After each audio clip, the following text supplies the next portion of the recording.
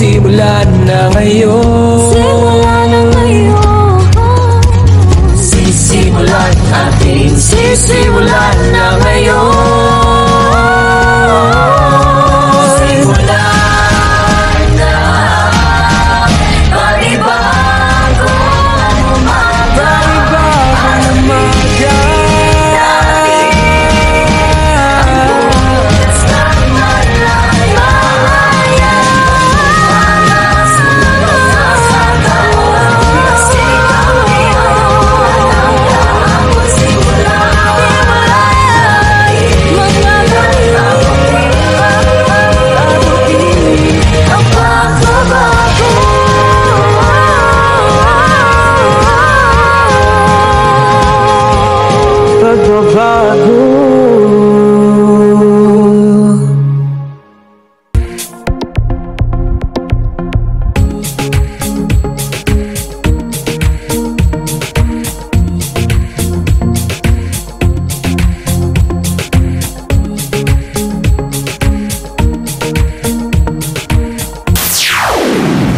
Mula sa bulwagang pambalitaan, himpilan at sandigan ng bayan. ito ang ANC, Alagang News Catalinian. Magandang araw Mayhay, magandang araw Pilipinas. Ito ang headlines para sa araw na ito.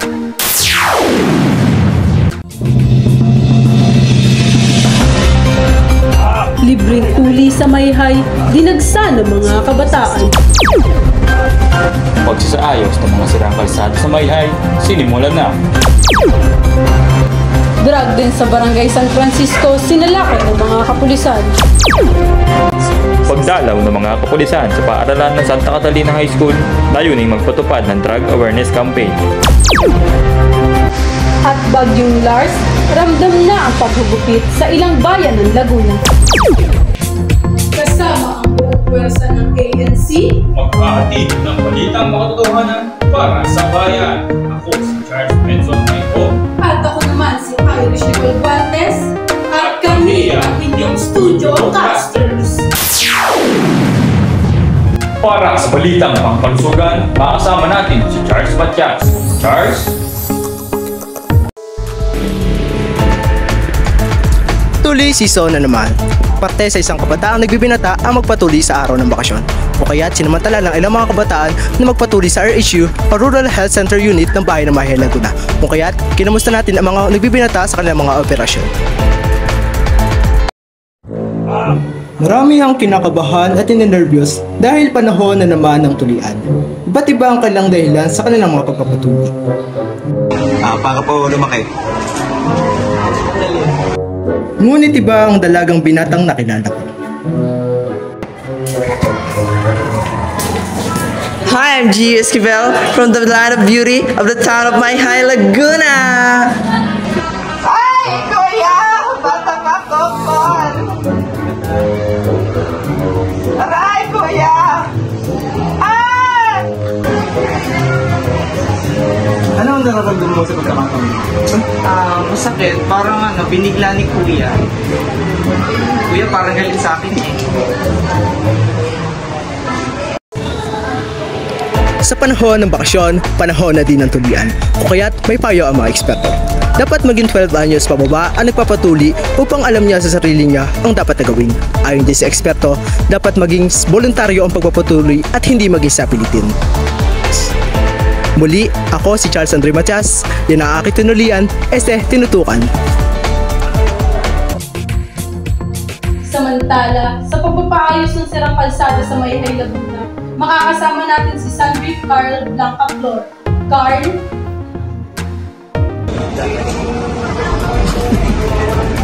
Ilan sa mga kalsada sa bayan ng Mayhay ay kasalukuyan isinasagawa upang hindi na makabala pa ang bako-bakong daan sa mga sasakyan. Matapos ang matagal na pagkakasira, tinatapos na ngayon ang kalsada sa Mayhay. Inaasahang mapapadali ang paglalakbay ng mga residente at motorista sa lugar.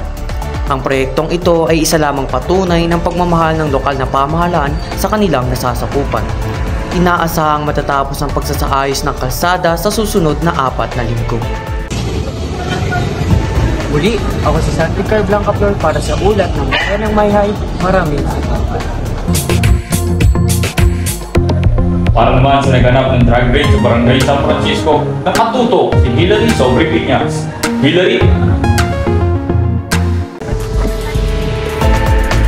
Ngayong araw, sinalakay ng mga kapulisan ng isang pinaghihinalaang drug den sa Barangay San Francisco.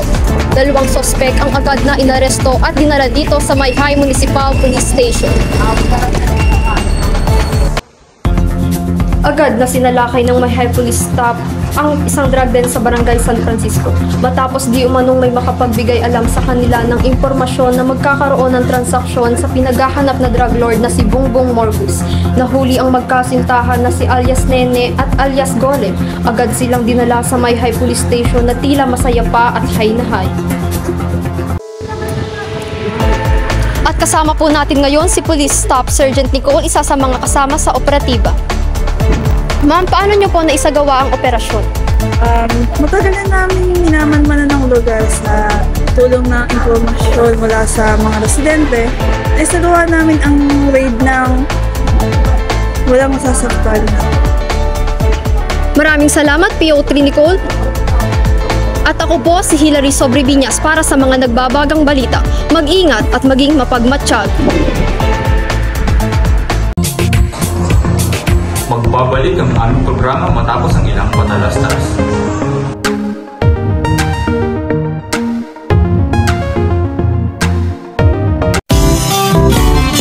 Pagbibili ng gamot, dapat subok, dapat trusted, dapat may kalidad. Oh, Unilab yan. Oh, Unilab yan. Pagbibili ng gamot, siguraduhin mo na. Unilab yan.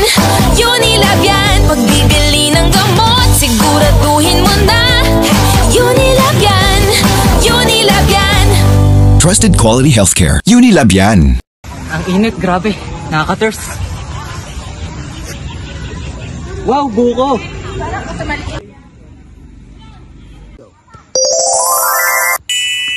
Bagong biyak na buko, ang sarap nito na fruta buko, why not? Kung inakala mo ng pag-ibig ko'y magbabago, itaga mo sa bato. Dumaan man ang maraming Pasko, kahit na di mo naabot ang sahig, kahit na di mo na ako marinig, ikaw pa rin ang buhay ko.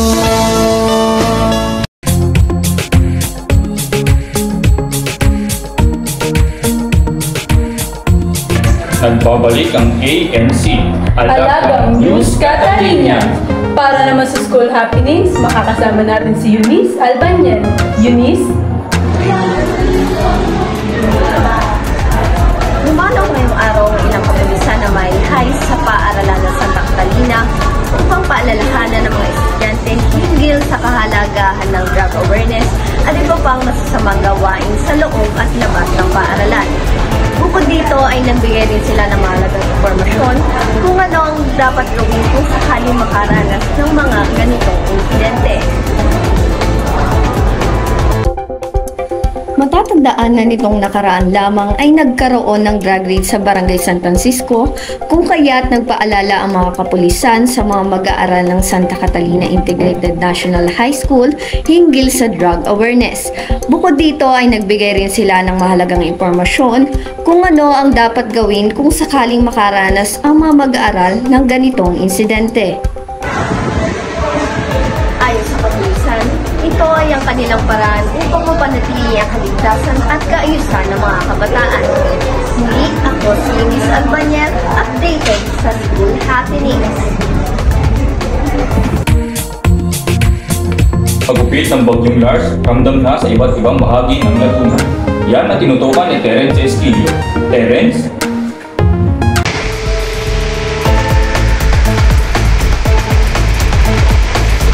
Charles, ayun nga, ramdam na ang pagtama ng Bagyong Lars dito sa bayan ng Mayhay, Laguna, kung saan umabot na sa 87 to 170 km/h ang bugso ng hangin. Inaabisuhan ng mga residente rito na lumigas na kung sakaling lumakas pa ang bagyo.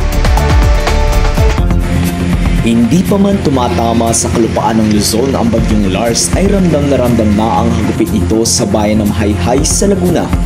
Madaling araw pa lamang ay ramdam na ang pagbugso-bugso ng hangin at may bahagyang pag-ulan. Ngunit pagsapit ng alas 8:13 ng umaga ay itinaas na sa signal number 2 ang bagyo sa nasabing lungsod. Inaasahang lalakas pa ang hagupit ni Lars kung kaya't pinapayuhan ng mga residente rito na lumikas na kung sakaling lumakas pa ang bagyo. Ako si John Dennis Sisquillo para sa Alagang News Catalinian, maaasahan anuman ang panahon. Maraming salamat, Terence. At yan ang mga balita ngayong araw. Ako si Charles Benson Mayco para sa Balitang Makatotohanan. At ako naman si Irish Nicole Guantes para sa paglilingkod sa Sambayanan. Sa ngalan ng buong himpilan ng ANC, Alagang News Catalinian.